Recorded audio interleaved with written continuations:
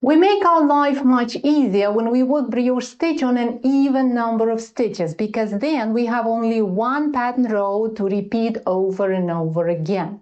That's why I have an even number of stitches on my needle, and because the side edges of brioche are usually quite messy, I'll use 2 of those stitches as salvages. Any salvage method will do, but I find that slip stitch salvages look best with brioche stitch. In this tutorial, I'm gonna use the Silesian salvage method. That means I'm gonna knit the first stitch of every row through the back loop and slip the last stitch with yarn in front. The first method starts with a setup row. That we start by knitting the first stitch through the back loop, that's our salvage. And then we knit 1 stitch, make a yarn over, a regular yarn over when you bring the yarn to the front of the work, over the right needle and to the back of the work. If you hold yarn in your right hand, you will do it like this. If you hold yarn in your left hand, you will do it like this. A regular yarn over. And then we insert the tip of the right needle into the next stitch from right to left and slip it to the right needle. And then we repeat the same sequence. Knit 1, yarn over, slip. Knit 1, yarn over, slip. And if you are holding yarn in your left hand, you can streamline this yarn over slip combination by placing the working yarn on the left needle and then inserting the right needle from underneath that strand right into the stitch and slipping it to the right needle. And see, the yarn over is formed automatically. So you can do that just to speed up the process. And then we bring the yarn to the front of the work and slip the last stitch purlwise. That's our second salvage. Be very careful when you bring the yarn to the front of the work, because if you do it over the top of the needle, you will unravel the last yarn over. That's a no-no. Don't do that. So bring the yarn to the front from underneath the right needle, okay? This is the setup row. We turn the work and now we are ready to move to the pattern row. But first, let's see what we have on the needles. First, we notice that the number of stitches changed. Well, of course it did, because we made yarn overs, right? But that's okay. We'll deal with those extra strands in the pattern row. The second thing that we see, especially when we nicely spread the stitches on the needle, we'll see that the pattern is built by a sequence of a double stitch that's made of a yarn over plus a slipped stitch and a single stitch. So we see double stitch, double, single, and so on. And in the pattern row, we're gonna work double stitches as 1 stitch, and we're gonna add a yarn over to a single stitch. That's the general plan. Now let's see how it works step by step. We start by knitting the first stitch through the back loop. That's our salvage. And then we get to the double stitch. So that's a stitch with a yarn over. And we knit these 2 strands together as 1 stitch. Then we make a yarn over and slip the single stitch. And that's our repeat. Knit the double stitch together and make a yarn over and slip. Knit these 2 strands together, yarn over, slip. And we do it until we get to the last stitch of the row.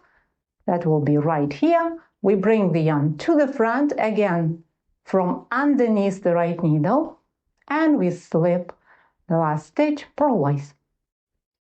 And then we repeat the same pattern row again and again and again and again.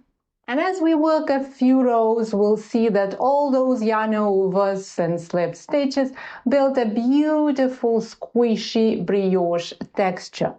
You probably noticed also that we don't purl. With this method, not a single purl stitch. It's just knitting, yarn overs, and slipped stitches. If you prefer purling to knitting, you will be happy to follow the second way to make brioche stitch. This is the way where purling shines. Lots of purl stitches and no knits, except for the fourth stitch of every row that is knitted through the back loop. The pattern starts with a setup row. So we start with that only knitted stitch in this row. And then we make a yarn over the same way as we did in the first way. The yarn comes to the front of the work over the right needle and to the back, and slip this next stitch purlwise. So that's our yarn over and slip. Then we bring the yarn to the front of the work, and again, be very careful, bring it from underneath the right needle, not over the top, because then see what happens? We unravel the yarn over.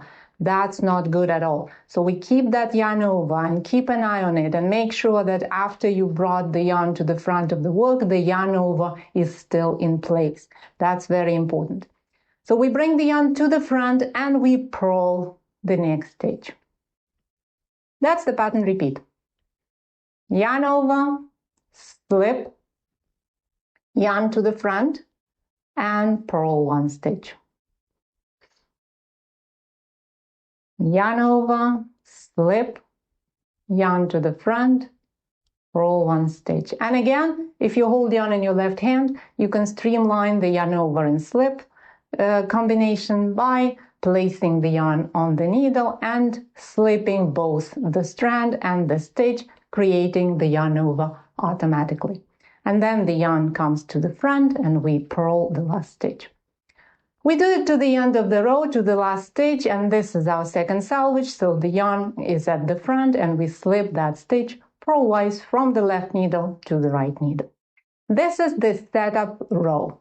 Now we move to the pattern row. And we start again by the salvage stitch, knitting through the back loop.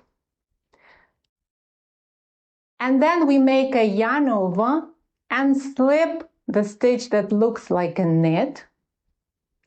Then we bring the yarn to the front and purl the double stitch that's made of the stitch and yarn over. We purl those two strands together as one stitch. And this is our pattern repeat. We look at the work. The stitch looks like a knit. It's still tiny here, but you can tell that it's a knit. So we make a yarn over and slip the knits. Then we bring the yarn to the front and purl the double stitches that are made of a purl and the yarn over. So yarn over in front of a single knit, and two strands are purled together. Yarn over, slip, purl, two strands together. We get to the last stitch and we already know what to do with that guy. So we bring the yarn to the front and slip that stitch purlwise. This is the pattern row that gets repeated again and again and again. We turn the work and do exactly the same thing in every row. We make a yarn over and slip the single knits, and we purl the double stitches, the brioche purls, we purl them together. That's what we do. And as we work a few rows, we'll see that we form a nice, beautiful brioche texture again. And this texture is identical to the texture formed by the first way to make brioche stitch, because these two methods are actually mirror version of each other. If you prefer knitting to purling, then use the first way to make brioche stitch. If you'd rather purl than knit, then the second way is for you.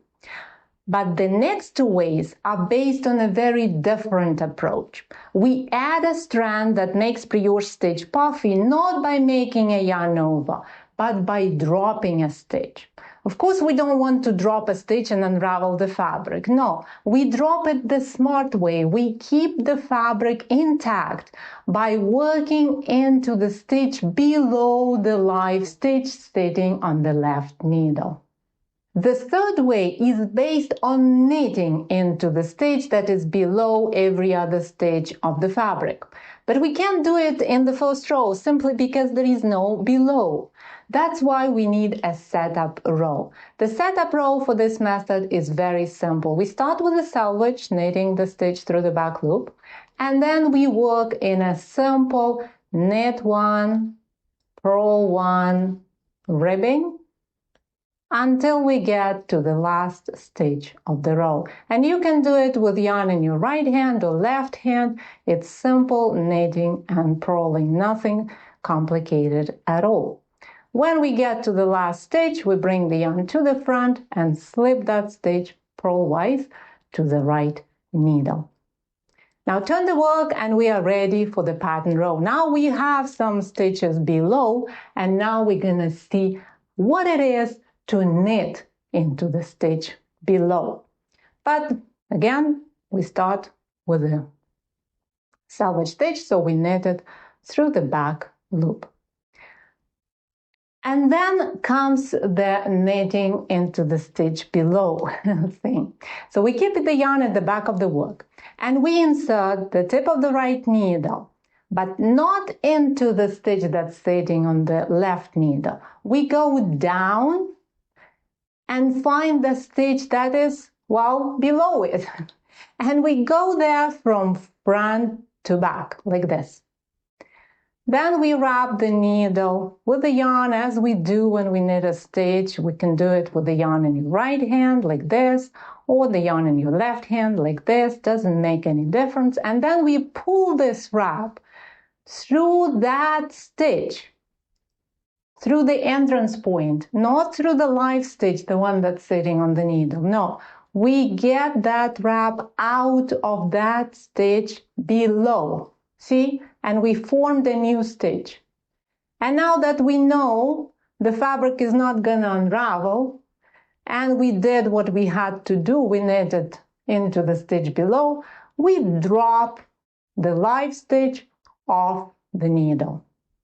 It sticks out, so it looks funny, but don't worry, as you keep working, the yarn will redistribute and this stitch will dissolve inside the fabric, making the brioche.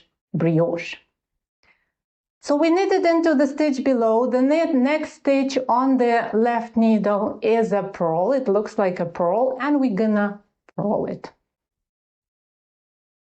And then we come to the knit again, and we repeat the same thing. Yarn at the back, go into the stitch below, pick the yarn, unwrap the yarn around the needle, move it out of that stitch, and slip the stitch off the left needle. Purls are easy. We simply purl them. No below for them yet. And then again, knit. We knit it below. Purl, we purl it. Knit below and purl until we get to the last stitch of the row. We bring the yarn to the front and slip that stitch. This is the pattern row. Gets repeated on and on and on and on, and we form a nice brioche texture. But before I show you the texture, I want to warn you. Knitting into a stitch below is not something we often do in our projects. So as you get into the rhythm of the stitch pattern, make sure you don't switch to the plain knit one, purl one.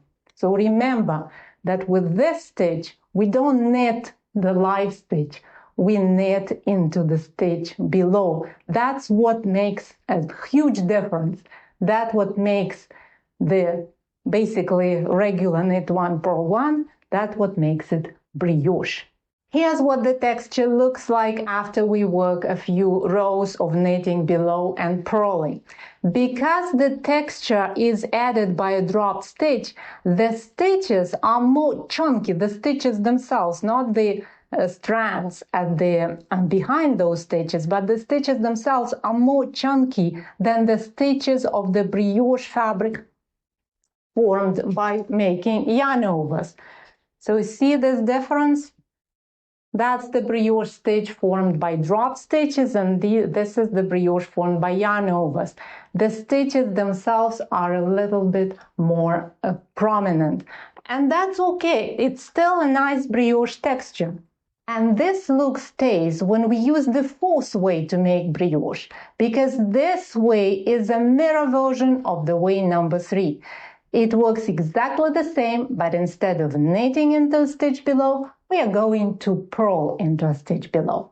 After we cast on stitches, there is still no below, so a setup row is inevitable. The good news is it is exactly the same as the setup row we worked when we explored the way number 3. We work in simple 1-by-1 ribbing that's framed by 2 selvage stitches. So we make a selvage, then we knit 1, purl 1, knit, purl, until we get to the last stitch of the row, and we slip that little guy with the yarn in front of the work. Now we are ready for the pattern row. We work a selvage stitch, knitting it through the back loop. And then we come to the knit stitch, and the knit stitches using this method are simply knit stitches, no below for them. Then we come to a purl, and this is the stitch that's going to be sacrificed to build the brioche texture. So we bring the yarn to the front of the work, and then we insert the tip of the right needle from back to front. But not in this stitch, not in this little guy, no. We go into the stitch below, so we simply trace that stitch and find the next hole underneath it, the stitch below. Then we wrap the needle with the yarn with your right hand or left hand, doesn't matter. Wrap it as you do when you purl a stitch and push that wrap out. Again, not through the live stitch, but through that stitch below, through the entrance point. And once we have the stitch already sitting on the right needle, we can confidently slip the stitch off the left needle. See, it still sticks out, but we know it's not for long, right? As we start working on more stitches in this row, we'll see that this stitch dissolves into the fabric, forming that beautiful brioche texture. So we repeat the same thing. We knit the knits, and when we get to the purl, bring the yarn to the front, go into the stitch below, wrap, pull the wrap out, slip the stitch off the needles. And we repeat the same thing.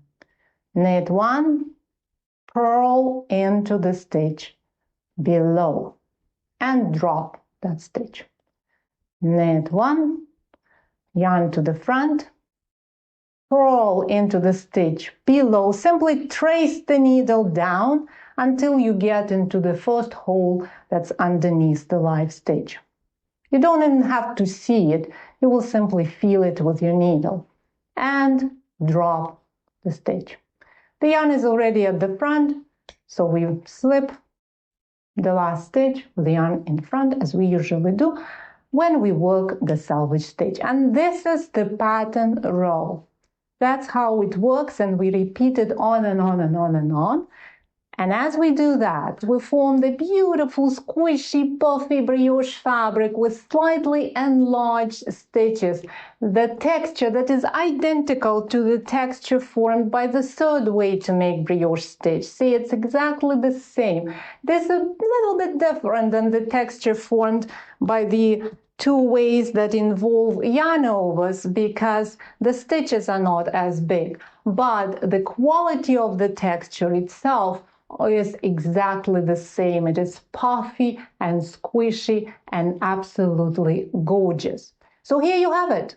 4 ways to make beautiful brioche fabric. I hope you see that brioche stitch is not complicated or confusing. It is quite simple, in fact. You just need to find the way to make it that is comfortable to you.